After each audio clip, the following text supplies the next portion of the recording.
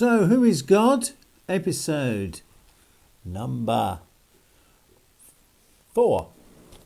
The final one. So we've been looking at God's qualities, haven't we? We've got power, wisdom, justice, and of course love. So let's look at justice first, shall we? He says here, God always does what is right. Now, many people may not agree with that, but it says here in Job 34:10, it is unthinkable for the true God to act wickedly, for the Almighty can do no wrong. And that was a man who learnt that from experience.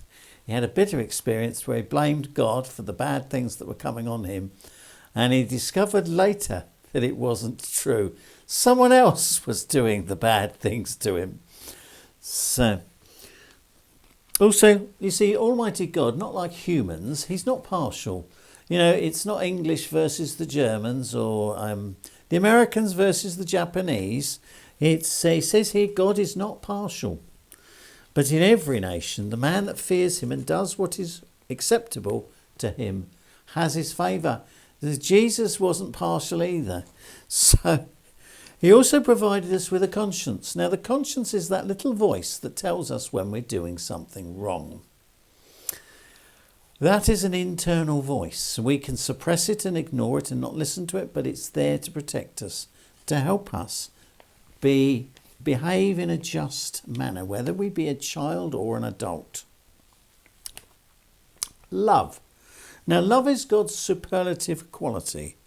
1 John chapter 4 is the chapter on love.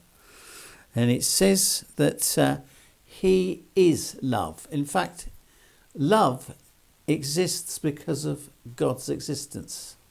So it's an amazing quality. He says here, do not be anxious over anything, but in everything with prayer and thanksgiving, make your petitions be made known to God. In other words, God is saying, talk to me. Don't pray like they do in the churches. Talk to me. Bring me your problems and I will look after you. I will be tender. He says here, Jehovah is very tender in affection and merciful, like a parent is with their young child. So that's love. Now, the magazine then goes on to sum up, and I'm going to go through this very, very briefly, so it'd be worth downloading your copy and reading this for yourself. Under the section, what has God done? He's created all things for our good. He's provided a written guide, a personal letter to humanity. It's called the Bible. He's guaranteed his purpose by the sun rising every morning. We know it's going to rise, and because that is guaranteed to happen, he says, I make a sworn oath. So he, the creator of the universe, makes a sworn promise, and he promises to do this. He promises to end all wickedness, make the earth a paradise, despite humans trying to ruin it, eradicate sickness and death, which Jesus demonstrated when he was on earth. He's also going to provide a perfect government, a worldwide government, that will have a ruler who really cares, who's got the power to sort things out, and he loves the human race. Someone who's proven and was born as a human. His name is Jesus Christ, and he said to people, pray for thy kingdom come. He pray for God's kingdom to come on earth. And he has been assigned as the king. So that is the promise for the future. But that has paraphrased half this magazine. And I suggest, if you want to, download it, read it for yourself.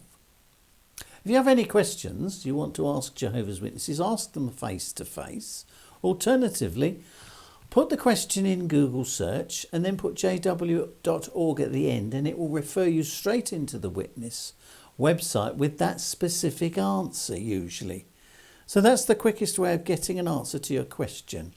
I know you can look at other sources, but And the choice is yours, of course. So thank you very much for taking note of this magazine, which you're going to see in those carts along with other literature that Jehovah's Witnesses offer. Take care, and hopefully you've subscribed already, and I'll speak to you again. Thank you.